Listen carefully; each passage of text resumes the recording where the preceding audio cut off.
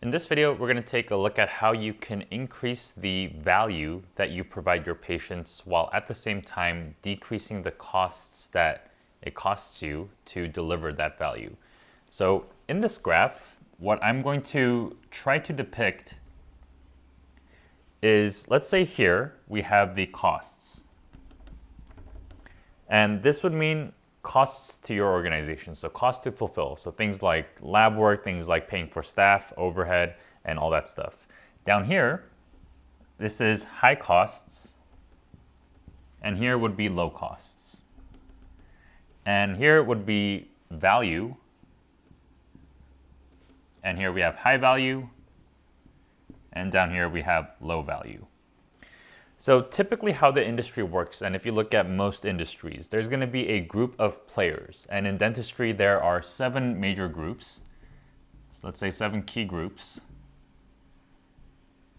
And those groups are 1, large DSOs. 2, smaller group practices. Let's put smaller group practices. 3, you might have your traditional general dentistry. So let's put general dentistry. 4, we have, let's say, a fee for service, typically more premium.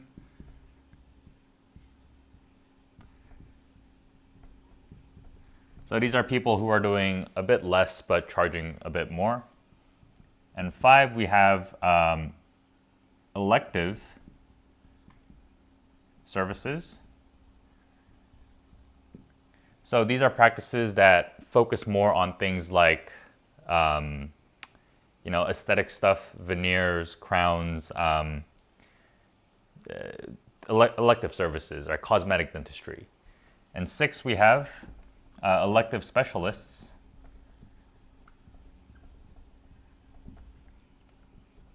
This is things like orthodontics, things where you go because you want to, not necessarily because you have to. And down here we would have referral-based specialists. So things like endodontists or oral surgeons, where you typically don't really seek them out from the get-go. You're typically referred over to these people. So see, these are the 7 key groups.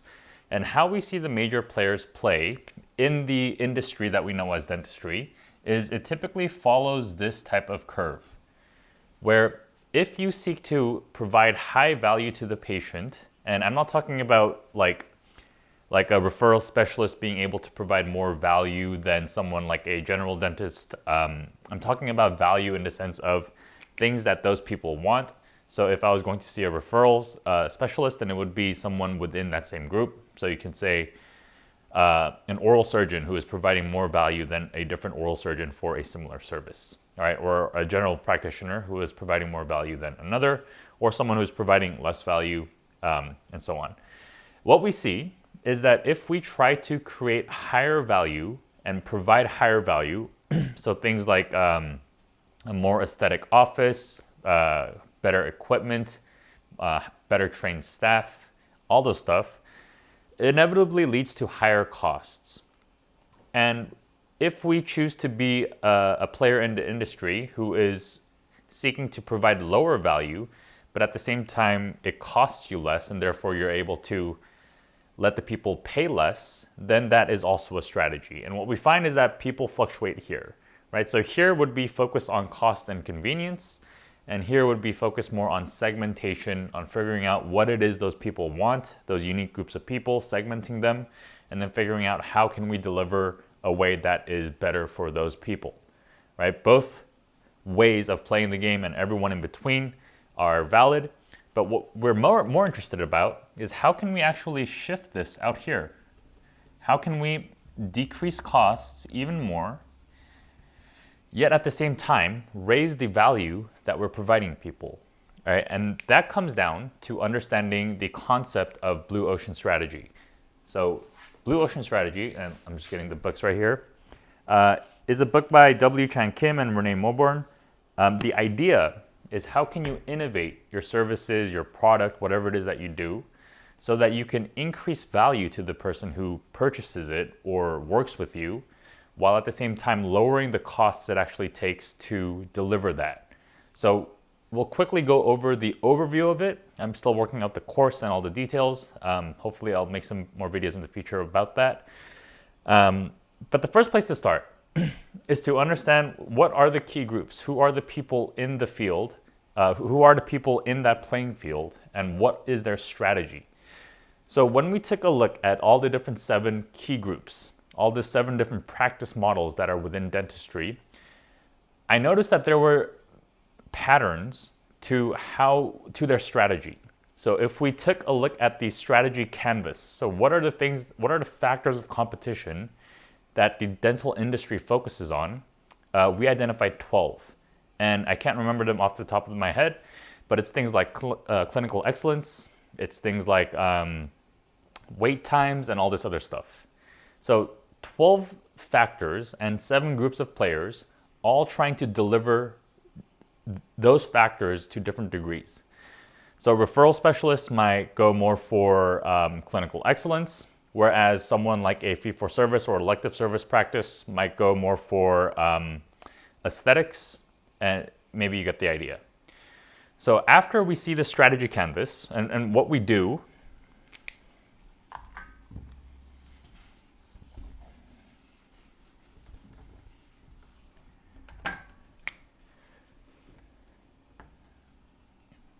is we create a plot of all the different factors of competition. So here at the first plot, we might have price, and here we might have clinical excellence, and here maybe like technology.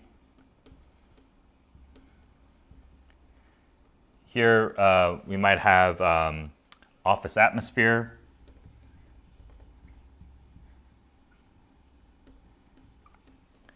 Those are the 4 that I could think of off the top of my head, but the list goes on, and then we do 12. And we start to chart out each key group and how they perform. So I'm going to totally make this up right now, but let's say large DSOs. I think one of these are like convenience,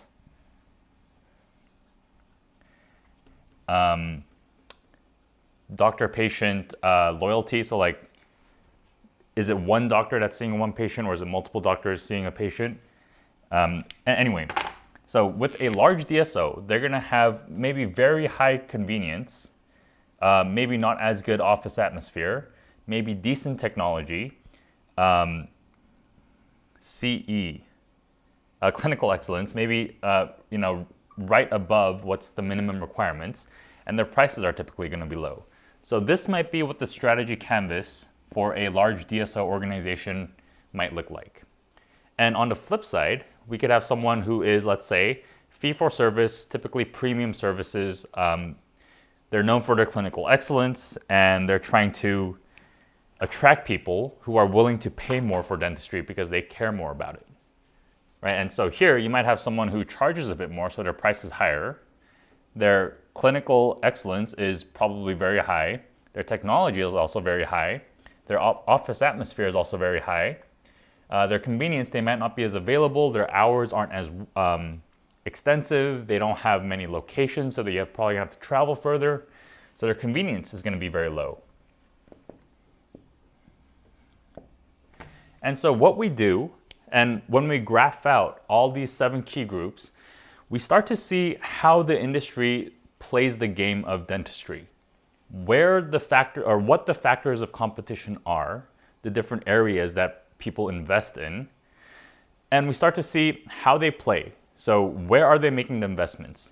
And we'll start to see trends that, okay, everyone is starting to invest in here, no one is investing in here, and so on. And in the course itself, the first thing that I do is like have you chart your own strategy canvas and see how you measure up. And what typically is found from what I know working with most dental offices is that based on which one you identify as, you will typically come to a strategy canvas that is very similar to what the market is offering. And when you do that, the problem is that you're going to run into that issue of the curve I talked about. That if you want to increase the value that you provide people, inevitably, you're going to have to increase your costs because we're still within this solid line right there. All right. So how can we move past that? How can we start to increase the value that we provide people while at the same time decreasing costs to us? And that doesn't mean you have to decrease your prices. You can actually increase prices because you provide more value. So we're talking about increasing the profit margins. The question is, how can we do that? And after understanding this, the next thing we would do is to take a look at the buyer utility map or the patient utility map. So when it comes to dentistry in general, we've identified 5 stages. Let's put that, let me get rid of this chart again.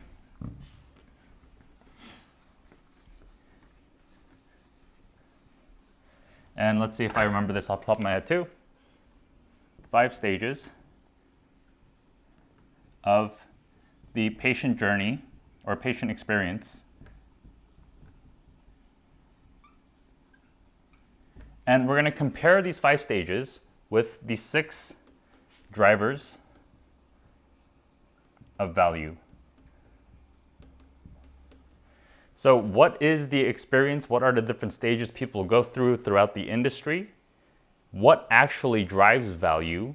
And so knowing these 2 things, we can start to analyze at what part of the stage is the value that's given to patients. Where is it breaking down? And this is the foundation for us to understand where we can start addressing or what we should start addressing in order to push the boundaries of our market. So the first stage is finding a practice.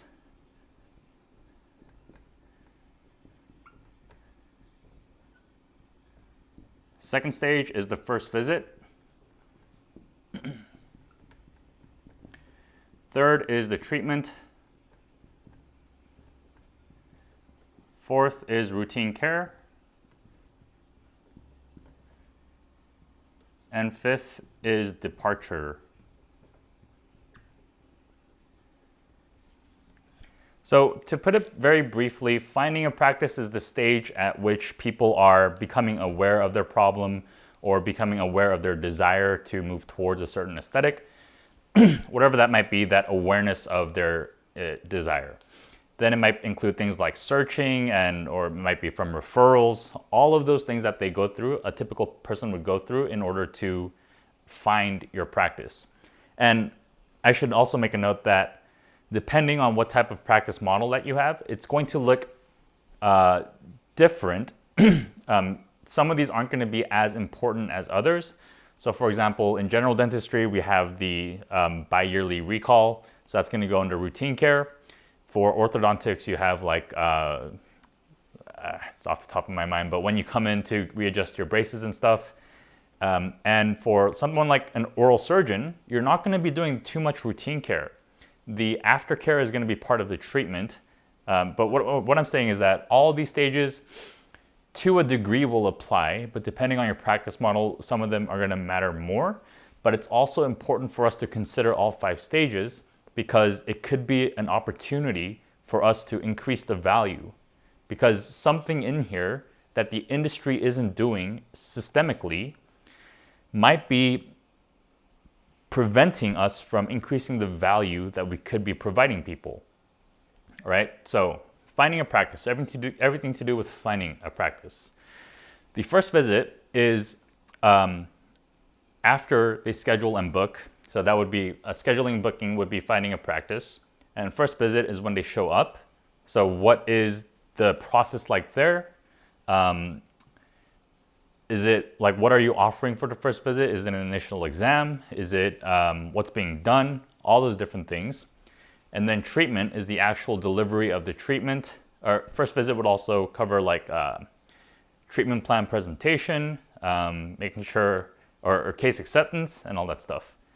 And then the actual treatment, that includes the aftercare, the pre-care, follow-ups, lab work, right? And then routine care is after the actual treatment itself. What are we doing to help people preserve the original state or to get more value somehow? And then departure is when people eventually leave. So maybe they move, maybe they no longer need your services, maybe they just quietly ghost you.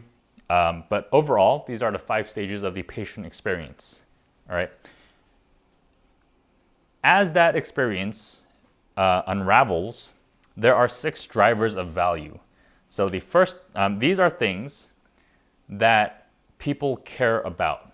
And if we look at the stages and we see that some of these aren't being met well, then that is a big sign that this is something that we get to work on. So first is going to be efficiency.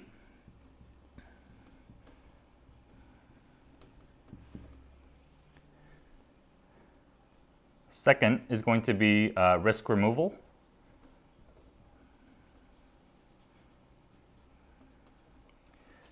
Third is going to be fun and image. Fourth is going to be alignment with their ethics or morals. So let's put morals and ethics.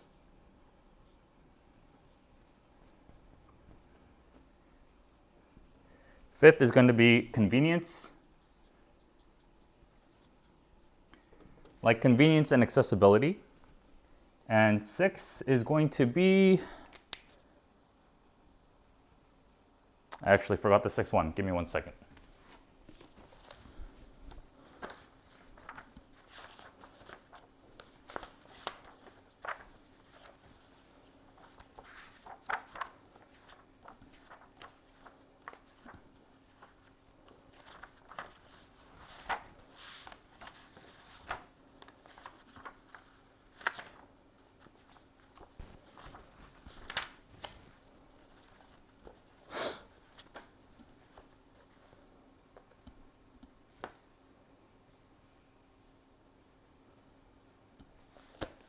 Simplicity.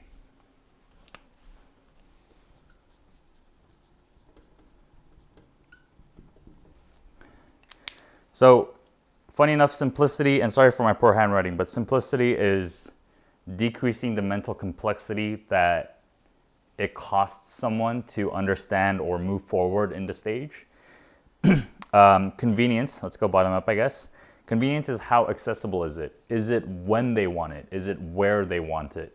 So if you're a fee-for-service, you're typically going to be less convenient than a large DSOs who probably have way more hours, way more locations than most people will. Morals and ethics, do I believe that this is a doctor who is acting in my best interest? Are they, as an organization, do they do treatment? Do they do dentistry in a way that that is aligned with my principles and values? Or is it something that I am against? Right, that is going to be morals and ethics. Fun and image. Now, this is kind of a tricky one because in dentistry, we typically don't really consider fun and image, except when it comes to pediatric care. And in my analysis as well, there's been not much opportunity I found for dentistry as a whole to provide more value through fun and image. But it's the idea that can we make this experience more fun? And when it comes to image, can we provide an image that is going to help connect them with an image that they aspire to be? So if they aspire to be someone who is of status, someone who is respected, then you're likely going to go to, let's say, a restaurant that is going to hold you up to that standard of image rather than a restaurant that might kind of erode that image. All right, so that's what I mean by image. Risk removal is pretty self-explanatory, but can we remove the risk of financial, emotional, reputational risk, or even like physical risk? So things like treatment. And efficiency is, can we reduce the financial costs? Can we reduce the time costs? Can we make this whole experience more efficient on behalf of them? All right. So when we look through the 5 stages of the patient experience, through the lenses of the 6 drivers of value, then inevitably we find that there are, so in finding a practice stage, we would look through what's causing the most trouble when it comes to efficiency. What's blocking value when it comes to efficiency, right? And then we would answer that question. What's blocking value when it comes to risk removal? font and image, and so on. And we would do this for every stage, right? And what we find is that in general, dentistry is very focused on the third stage. Everyone sort of focuses here. If we look through the players, most of them are going to be focused, and by focused, I mean they're investing a lot into this level. And in our analysis, we found that there was actually a lot of issue when it comes to these two stages, finding a practice and first visits. A little bit in departure, but nothing that could really justify it. We found that routine care was very well, it was like a well-oiled machine. There was not much to improve there. But what was more important was that since everyone is focusing on treatment, this, to a large degree, shouldn't have much blocks in terms of the value that it drives. But we found that there was a lot of actual blocks when it came to risk removal, efficiency for sure, and morals and ethics. And when the industry as a whole is focusing on a problem issue, but the buyers and the patients are still saying that there is a block to that value, then that means the systemic and the normal way of doing things isn't cutting it, and that we have to change how we approach that. And the same thing with up here, where problems existed, there were blocks to the increased value to patients, but the focus of the industry wasn't on that. And in that case, we have to make the scary jump of deciding to focus on that. And this was the foundation for understanding where we could start improving stuff. And then the next step would be, how can we improve stuff? Like, what is the path forward to creating a strategy canvas, that graph I showed you before, that will effectively increase the value? And then when we look at costs later, we'll get to that later. And there is a 6-path framework. So the first one, and right now in my own analysis, I'm only on the first 2, so I can't really speak to the other 4, but let's do 6 paths of innovation. First thing is to look at alternative industries.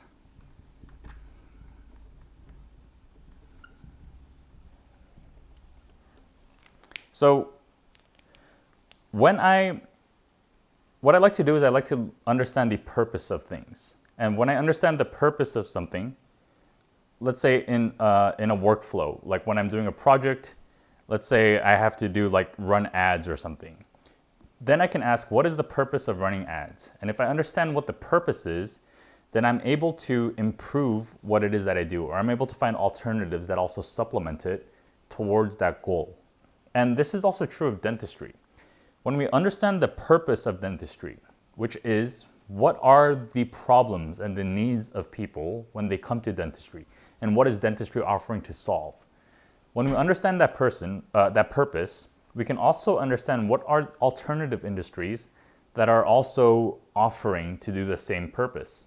And so what we find is that these alternative industries are able to help people in ways that dentistry currently isn't doing. So one of the things that we found, for example, is when it comes to what is that called? Cosmetic stuff.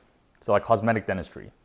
So when it comes to cosmetic dentistry, people typically do it because the purpose of that is to increase aesthetics. And there are many alternative industries out there who are also helping people improve aesthetics. And we can do that for other stuff. So things like pain management. We go to the dentist when we have a toothache. But there's also industries such as the drug and pharmaceutical industry that also offers pain relief. So when we look at alternative industries, the question is, why do people choose a different industry when they choose them? And when people choose dentistry, why do people choose dentistry?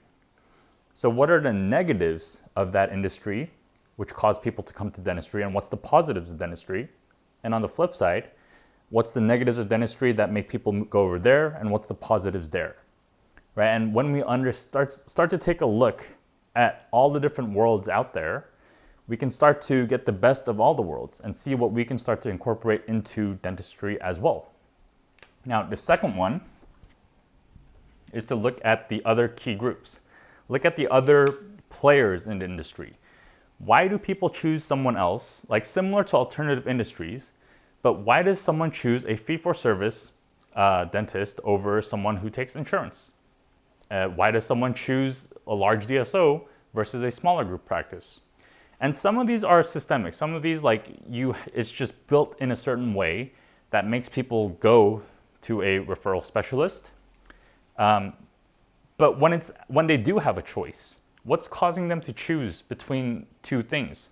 What are the pros and cons of both sides? And that also gives us an idea. So other groups. And again, there's 4 more off the top of my head. I don't know.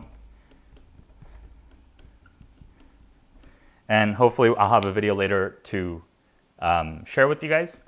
But there are 6 paths of innovation, and it's similar to this. I remember one of them is looking across trends and time and trying to understand how can we start to influence that as well.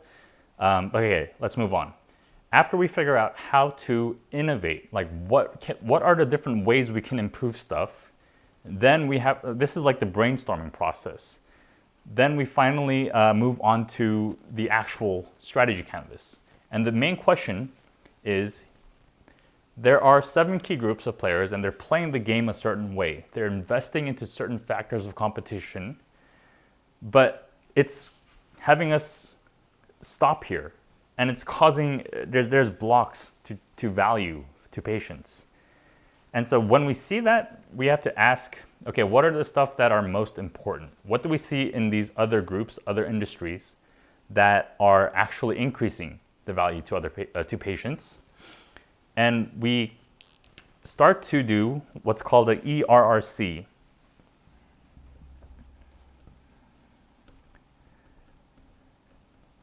Or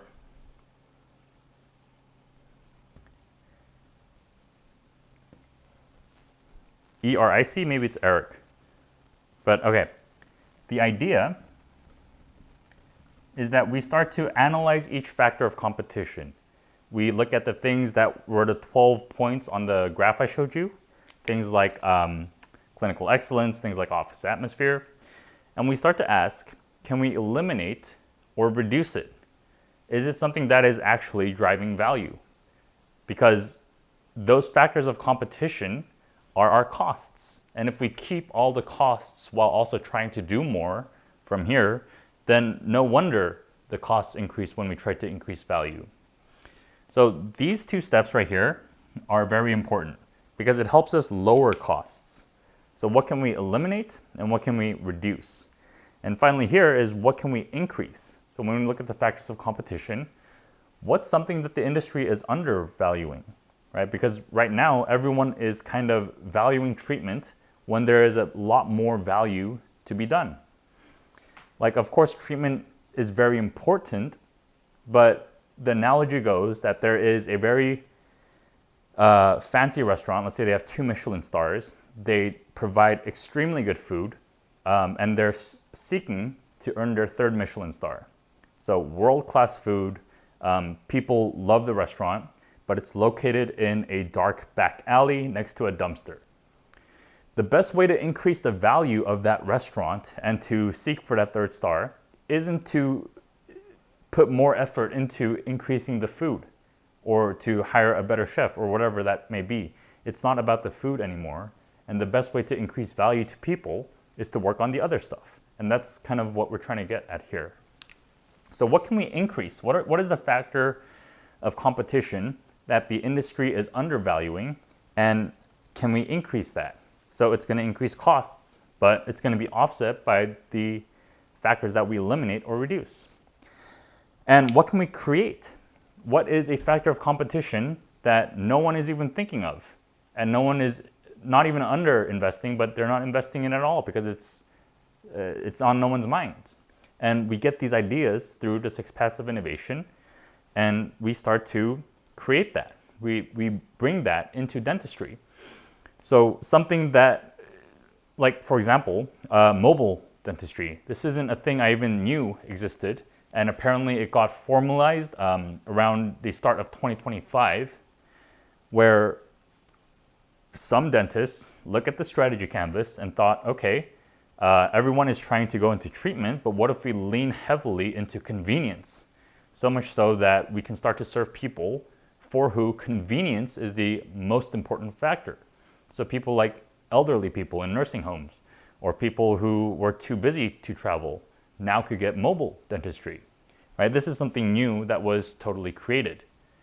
So this is the overarching process and the overview of what I'm trying to go for in terms of innovation of a dental practice. And after this, in the course itself, we'll take a look at like how to actually become remarkable, how to design word of mouth into the entire experience. But this is the first part, and I think the most important one, where we start to look at how can we actually rethink what it is to serve someone, rethink what it means to be a dentist or to deliver dentistry to someone. Because it's not just about the treatment. People care about different things, and it's important that we start to accept that and we start to care and deliver on those as well. All right, so that's it for this video. Lots of concepts here, lots of ideas, and I'm sorry I couldn't get the 6 paths of innovation for you. If you're interested, you can always check out Google the book, Blue Ocean Strategy, look up the 6 paths of innovation, and you'll get a good idea for what that is. But that's it for this video, and I'll see you guys on the next one. Thanks.